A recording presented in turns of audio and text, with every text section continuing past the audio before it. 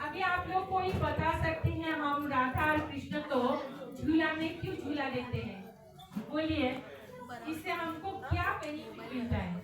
हम झूला देते हैं, बचपन से हम झूला देते आ रहे हैं, उसका महत्व क्या है झूलन का? हाँ, भगवान का कृपा तो है, लेकिन इससे भगवान क्या होते हैं, क्या हमको क्या वरदान देते हैं ना, प्रसन्न होते हैं। तो झूला का मतलब क्या है? एक बार धक्का मारते आगे जाना पीछे आना, मतलब एक बार जन्म एक बार मृत्यु, एक बार जन्म एक बार मृत्यु। हम लोग झूल रहे हैं, चक्रा साइकिल में घूम रहे हैं।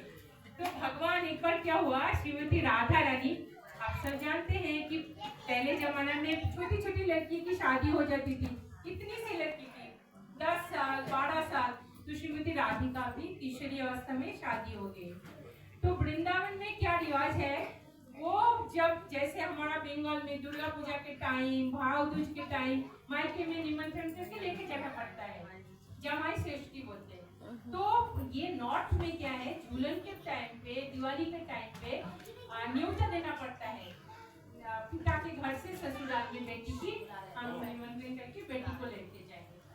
तो श्रीमती राधा रानी अभी तो उनके हस्बैंड ये जो जटिला कुटिला और उनके पतिदेव के साथ है गोकुल में, तो उनका कोई न्योता नहीं आया दुल्हन में, बाकी उनके साथ सहेली की निमंत्रण आ गया। तो राधा रानी सबको पूछ रहे आपकी निमंत्रण? बोले हाँ ये।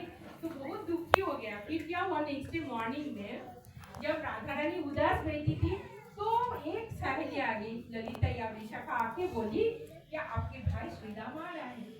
तो जैसे ही राधिका ने, श्रीमती राधा रानी ने सुना उनके भाई श्री राम आ रहे, वो दौड़ के आए और रास्ते में उनको ऐसे आलिंगन किया, झपट के।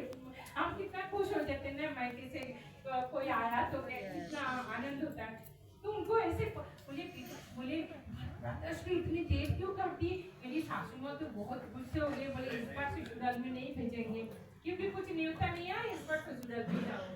तो उस दिन में क्या है, गाड़ी घोड़ा नहीं था, तो एक बार निमंत्रण देना, फिर लेने आना, फिर छोड़ने आना। तो पिताश्री, उनका माता और पिता का नाम क्या था राधा रानी का? तो बोले पिताश्री ने इस बार बोला कि झूलन के एक दिन पहले तुम जाओ, निमंत्रण भी हो जाएगा, साथ में बहन को लेके आ जाओ। तो बोले सासू माँ बहुत खुश है। बोले तुम चिंता मत करो, सासू माँ के लिए बक्सा भर के गिफ्ट पिताजी ने भेजे हैं। और बोले सबसे पहले सासू माँ की क्या लाए हो वो दो, बहुत सुंदर साड़ी और गिफ्ट दिया। तो श्रीमती राधा रानी सबसे पहले जाके सासू माँ को दिया, बोलते ये पिताश्री ने आपके लिए भेजा। तो ठीक है बोल के ज्योति लाओ, तो स्वभाव जानते हैं, वो चले गए। कहाँ चले गए? अपने रूम में। जब देखा बहुत सुंदर साड़ी है, बहुत एक्सपेंसिव गहने हैं, तो बहुत खुश हो जाता है। और बाहर आके श्रीमती राधा रानी को बोलते हैं आज तुम्हारे भाई का अच्छी तरह खातिरदारी करो, कल सुबह चले जाना और कुछ दिन रह के फिर वापिस आ जाना। तो ऐसे ही हुआ नेक्स्ट दिन। लेकिन भाई को जब मिला, इतनी बातचीत उनको खिला रहे, बातचीत कर रहे, फिर नेक्स्ट डे वो चले जाते हैं अपने मायके में, बरसाना गांव।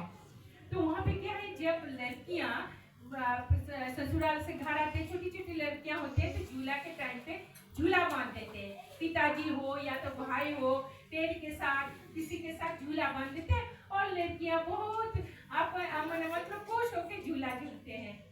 तो श्रीमती राधा रानी भी झूला झूल रही है, और भगवान कृष्णा को तो मालूम पड़ गया था कि कान्हा आएंगे।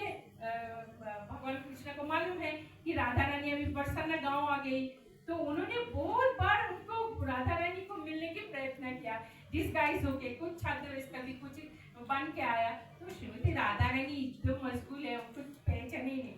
फिर श्रीमती राधा रानी नेक्स्ट डे वो अकेले में झूला झूल रही थी, और भगवान कृष्णा देखा यही मौका है, और उन्होंने पीछे से आया और राधा रानी के झूला पर जोर से धक्का मार दिया।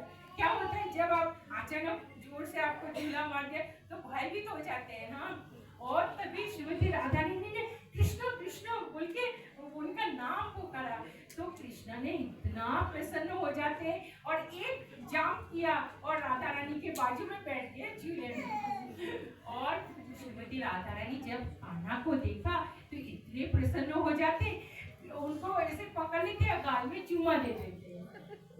और कृष्णा तो इतना प्रसन्न हो जाते हैं और बोलते हैं आज ही के समय जो भी भक्त लोग मुझे और राधा रानी को झूले में बिठा के